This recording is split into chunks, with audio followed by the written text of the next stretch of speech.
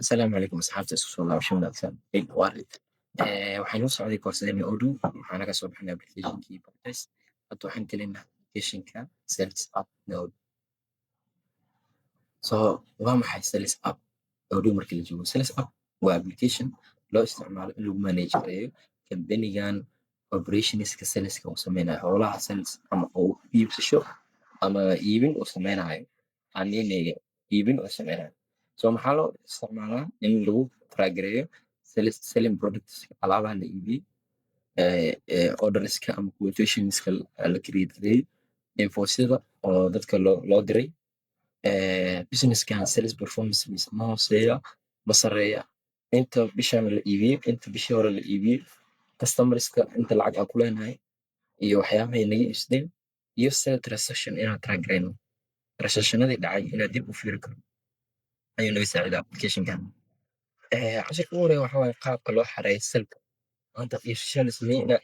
inaa xareysaa rabto so si aa u xareysid waxaa tagay applicationka sel abaa tagay order dalabkaasi dalab yani meesha dalabka ku xano new dhee customerka dooranay productiga u rabay quantity iyo priceka u rabay orderkaas qofkan alaabtaas uu soo dalbaday aa leedahay soo tusaale ahaan waxaa rabnaa dariswanaane yani inaan ka gadno 3 xabo oo camera xabadiina ay tahay $599 totalkoodu waa $1797 marka on account aa uga gadayna on account maxaa waaye deyn aa uga gadayna alaabta lacagta waa ku yeelanaynaa deyn ahaan aa ku yeelanayna marka mb meeshan waxaad ka fiirisaa recessionka wuxuu saameyn doonaa inventoryga alaabtii way naga bixi doontaa oo yani waa laga saari doonaa waxayna aadi doontaa stock interim delivery ayaa badan doona alaabtii deliveryga gudbintii ayaa badan doona so sell order la sameeyey dalab bisaa la sameeyey alaabtii aa la dalbaday warehouseka waa laga saaray warehouse aawday noqota alaabtaas marka waxaa ku xigo sell order delivery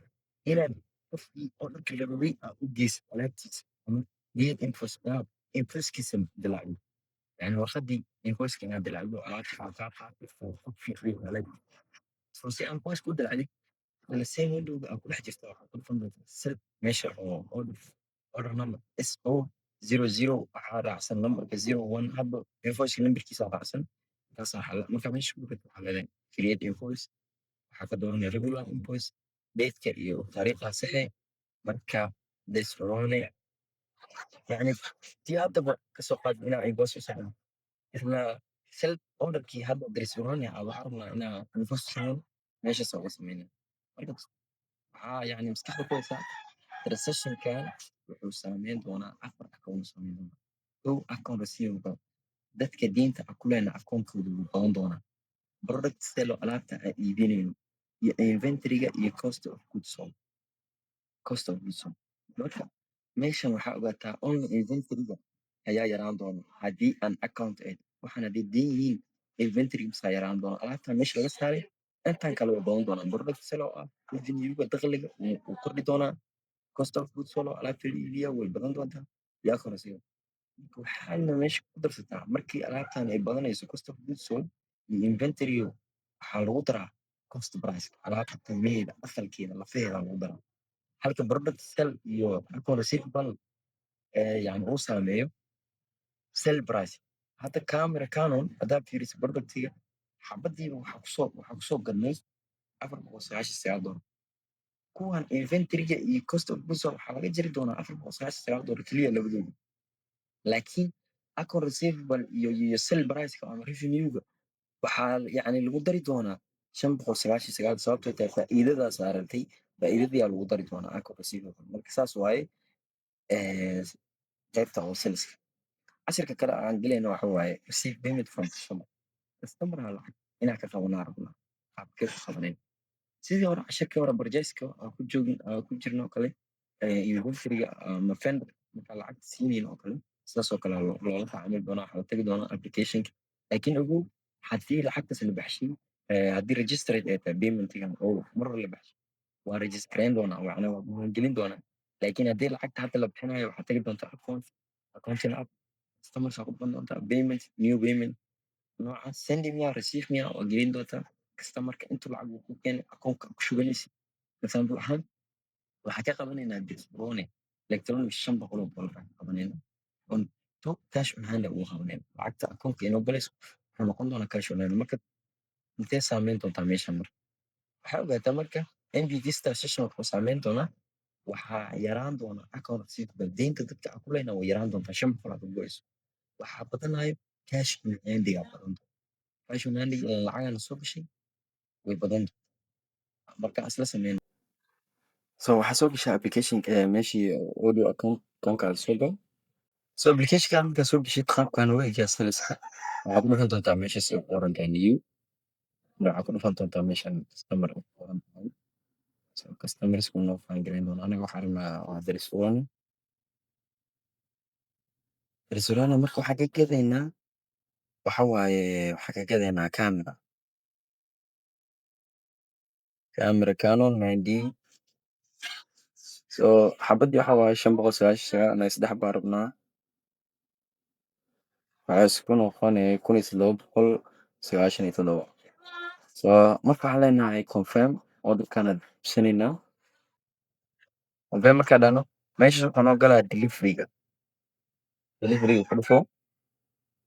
alaabtii waxaan rabnaa inaan u gudbino qofka warehouse out alaabtiina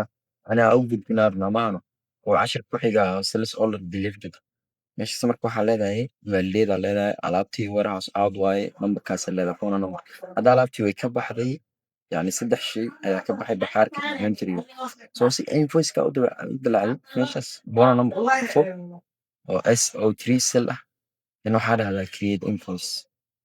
invoice sameeyey hadda alaabtii watana waa la dalbay waa la gudbiyey laakiin invoice-kii lama dalacin ma ujeedaa create invoice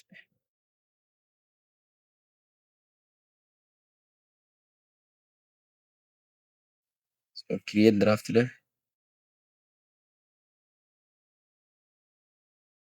draft markaa dhahday marka waxaa leedahay confirm intaan confirm dhihin hadda yani wax ma saameyn doonto laakiin markaa dalacno fiiri inta akoon ay saameyn doonto intaana akoon ay saameyn doonto product sale ay saameyn doontaa inventory-ga wuu yaraan doonaa inventory-ga debit ku bataa credit ku yaraadaa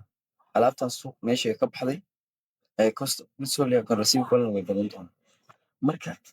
yani waa qaybta koowaad cashirka koowaad ee taas marka hadda soo fiiri saameynta ay leedahay waxaad tagtaa accounting balance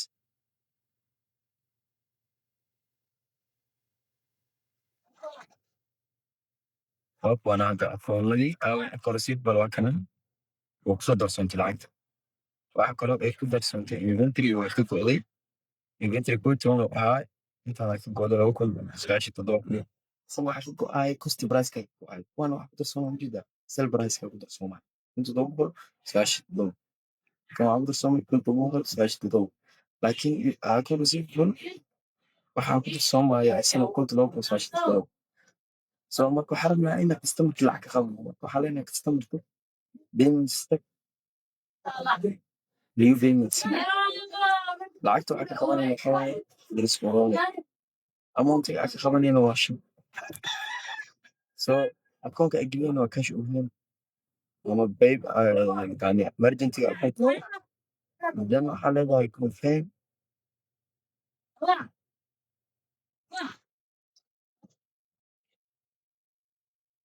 so markii lacagteeda waa ka qabanay meeshii pay lasoo fiiro waxaa rabnaa cash on hand lasoo shashin something action loo boqol hadda ka mid shan marka cashirka marka dadku way tahay oo yani sel qaabka sel oo loo sameeyo qaabka yani wax looga gado deyn ahaan then qaabka lacagtii deynta aad ku leeyahay oo qofka oo kuma sida daashada cashirka xiga insha allah